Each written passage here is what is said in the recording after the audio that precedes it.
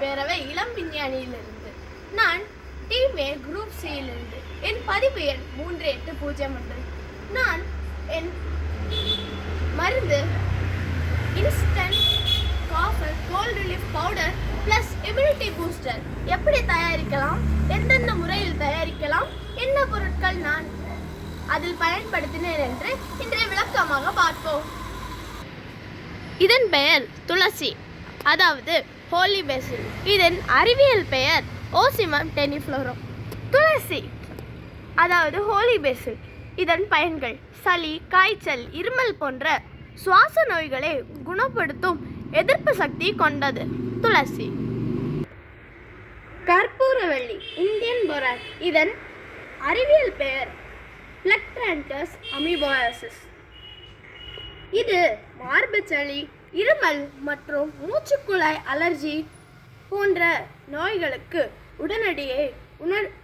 உடனடி குணமாக்கும். திப்பிலி லாங் பெப்பர். பிப்பர் இதன் அறிவியல் பெயர் பிப்பர் லாங்கம். திப்பிலி லாங் பெப்பர் சுவாச பிரச்சனை, சளி மற்றும் இருமலுக்கு சிறந்த மருந்தாக செயல்படும். முருங்கைக்கீரை இரும்பு சத்து மற்றும் வைட்டமின் நிறைந்த உடலுக்கு ஆற்றல் தரும் சத்தான கீரை. முருங்கைக்கீரை ட்ரம்ஸ்டிக் லீஃப். இதன் அறிவியல் பெயர் மொரிங்கா ஓலிஃபெரா. வெற்றிலை பெட்டல் லீஃப். இதன் அறிவியல் பெயர் பிப்பர் பெட்டல். வெற்றிலை பெட்டல் லீஃப் செரிமானத்தை தூண்டி வாய் துர்நாற்றத்தை போக்கி சளியை கரைக்கும். வெற்றிலை. சுக்கு ட்ரை ஜிஞ்சர். சிங்பர் ஆப்ஷனலி. சுக்கு ட்ரை ஜிஞ்சர் செரிமானத்தை மேம்படுத்தி மலச்சிக்கல் மற்றும் சளி தொல்லையை நீக்கும் சுக்கு. அதிமதுரம் லிக்கரைஸ். இதன் அறிவியல் பெயர் குளுக்கர் ஹிசா கிளாப்ரா. அதிமதுரம் லிக்கரைஸ் தொண்டை கரகரப்பு, இருமல் மற்றும் இரைப்பை புண்கள், அல்சரை குணப்படுத்தும். சித்திரத்தை லெசர் கால்கன். இதன் அறிவியல் பெயர் அல்பானியா ஆஃபிசிரம்.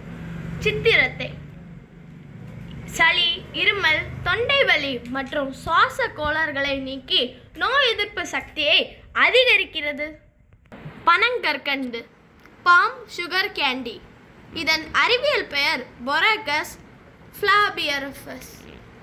பனங்கற்கண்டு பாம் சுகர் கேண்டி சளி, இருமலை குணப்படுத்தி உடலுக்கு குளிர்ச்சி தந்து நோய் எதிர்ப்பு சக்தியை அதிகரிக்கும் இயற்கையான ஸ்வீட்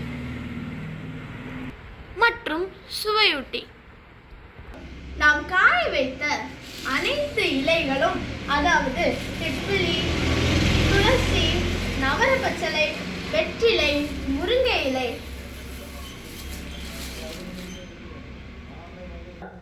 நல்ல மிளகு பிளாக் பெப்பர். இதன் அறிவியல் பெயர் பிப்பர் நிர்கம். மிளகு பிளாக் பெப்பர் நோய் எதிர்ப்பு சக்தியை அதிகரிக்கிறது.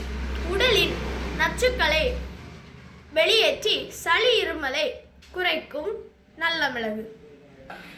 இப்பொழுது நாம் எடுத்த அனைத்து மூலிகை இலைகளையும் நன்றாக சுத்தமாக பொடியாய் அரைக்க வேண்டும். இதற்கு கூடயே நாம் எடுத்த சுக்கு, நல்ல மிளகு, அதிமதுரம், சித்திரத்தை, அப்புறம் பனங்கற்கண்டு இவை அனைத்தையும் இதற்கு கூடயே சேர்த்து நன்றாக பொடி தயாரிக்க வேண்டும்.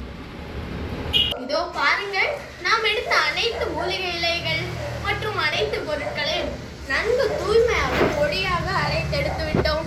இந்த பொடியை நன்கு சுத்தமான தண்ணி உள்ள பாலை எடுக்க வேண்டும். அதாவது மன்னிக்கவும், பால், தண்ணீர் மற்றும் தேனில் நாம் பொடியை 1 ஸ்பூன் கலந்து குடித்தால் சளி, இருமல் மற்றும் நமக்கு நோய் எதிர்ப்பு சக்தியை அதிகரிக்கும்.